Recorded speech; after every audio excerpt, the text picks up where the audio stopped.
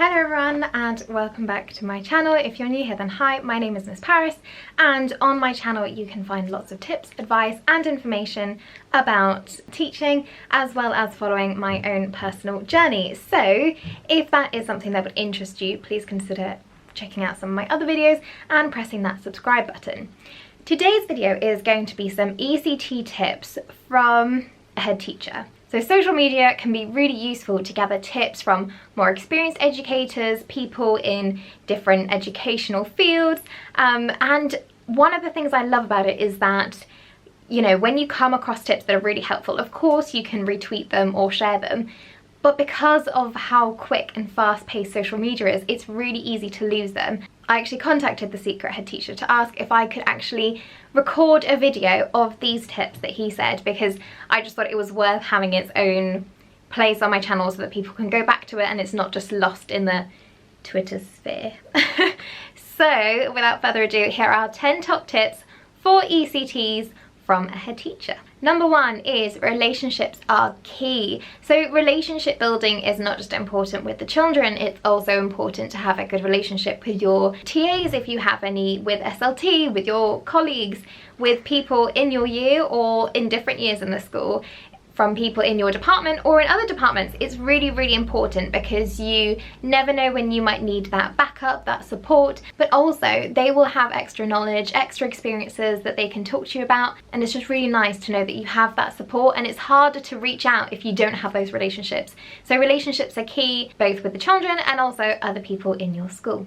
Number two is about knowing expectations. So even in your teacher training, I am sure that you probably looked up the policies of the school. Even for your interview you probably did, but it's really important to know what the behaviour policy is and all these other really important policies like safeguarding policies that you are expected to implement from day one in your classroom. It's also important for you to know so that you can teach the children or your pupils, teenagers, those expectations too, so you can stick with it and reinforce it. If you only start to kind of get the hang of it from the second week and you only start implementing then, it's going to be a harder job than if you started it from day one and you started teaching as you meant to go on.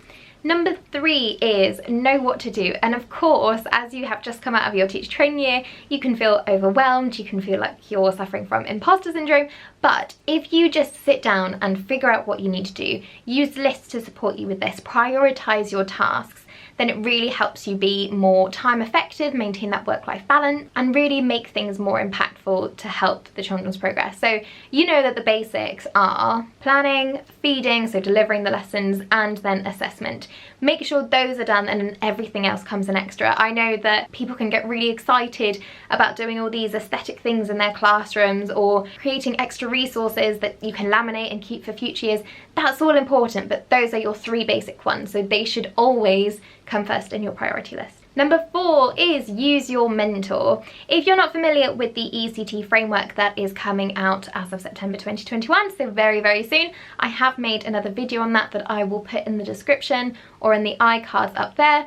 But yes, they are being given extra training so that their mentorship skills are more effective. So use them. You know, it's not just for when you have a trouble that you need to use them. You could use them for support, for advice. You can also use them as a confidant too. Don't feel ashamed or embarrassed or nervous about doing so, because although you have finished training and you are qualified, you know, there is still a period of 2 years to do your induction, so you're not expected to be perfect. There is still room for improvement for any teacher, so don't hesitate, because really they are there to be your guide, so to speak. So, you know, don't waste that opportunity. Number five, and I really liked this one. This one is don't be something that you are not. Now, in teacher training, it's often difficult because your mentor, you watch your mentor and your mentor has a style, and you know, they might not like it if you do a different style, or you might feel hesitant to try your own style and try out your own lessons or use your own personality in your lessons. But this is your time to do so if you didn't manage to. So don't try and be exactly like your mentor if actually that's not your style. Become your own teacher, and this is a great time to really experiment and blossom, if you will, into the teacher that you are. If you're not some kind of jazzy hands, musically person, I think I saw a teacher the other day that like raps different stories, like I couldn't do that, but that's fine. Just be the person that you are, be natural, be confident in front of the children, because if you fake being somebody else, A, you can't maintain it, and B, they'll probably notice and not feel as confident to be themselves around you. So really, really good tip, and definitely enforce this one from day one. Just be yourself and find your own teaching style. Number 6, ask, ask, ask. Again, this is linked to that whole need for a support system. You know, if you are planning your first ever geography lesson, why don't you just ask the geography lead what they think? Is this a good lesson? Would they change anything? Is it meeting the learning intentions you want it to? If you're not sure of something, ask your mentor, ask SLT.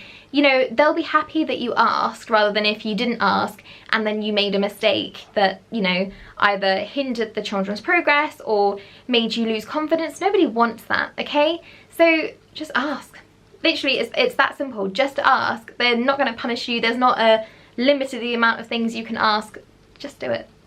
Number 7. Now, if there are any experienced teachers watching this, I'm sure you'll probably smile at this one, because tip number 7 is that some lessons will be bad, and they will be. There's no denying that.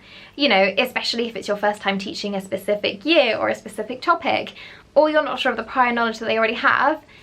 You know, it happens, and the important thing is to not dwell on it and go over those mistakes, but to think of it as a learning curve for you professionally and think, right, how can I improve this next time? What can I do to change it? What can I do to bridge those gaps that I didn't bridge in this lesson for next lesson? And, you know, he said a really important thing. He said that one bad lesson doesn't make you a bad teacher.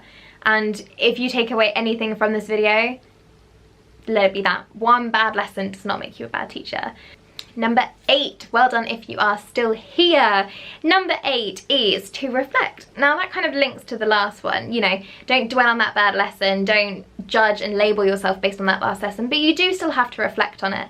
Think, how did the children find this? How did I do? What was it about that lesson that was absolutely incredible that I need to carry through to this one? Or what didn't work well that I'm going to try and avoid next time? All of these little reflections, I mean, in the teacher training, it was very much extracted from you, but you'll find that you end up doing it naturally, and that you yourselves just adapt as you go along, be it for your teaching style or, you know, the structure of your lesson, or even the resources. So it's really important to just reflect constantly, but make it as a learning curve rather than just pure criticism. Number 9, and you can see how all of these link together in a really nice kind of circle of advice. So this one is pace yourself. You need to know what your abilities are, what your capabilities are, what your priorities are. So again, it is similar to that prioritize one, in that don't try and do everything all at once. Pace yourself. Make sure that you get those essentials done, you know, that planning, that delivering the lesson and the assessment. The rest can wait. Your to-do list, which I like to call an achievement list, as you all know, your achievement list never ends. It won't end. The moment you get close to the bottom, something else will be added on. So you can't beat yourself up, and you can't expect to get through it every single day, because you probably, most likely, won't. So just pace yourself, otherwise you will burn out, you will get overwhelmed, and nobody wants that, because that's when, you know, all those negative feelings come and things like that, and you don't want to get stressed out. You want to enjoy what you're doing, because this is one of the best jobs, so you want to enjoy it. Pace yourself. There's no need to rush and panic. You can do it.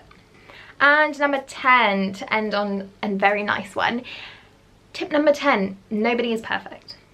There is no such thing as perfection. There is no such thing as a perfect teacher or a perfect lesson. Every single time you can improve on something, there is always something to reflect on. If you constantly criticize and you take all of it on your shoulders, it will weigh you down.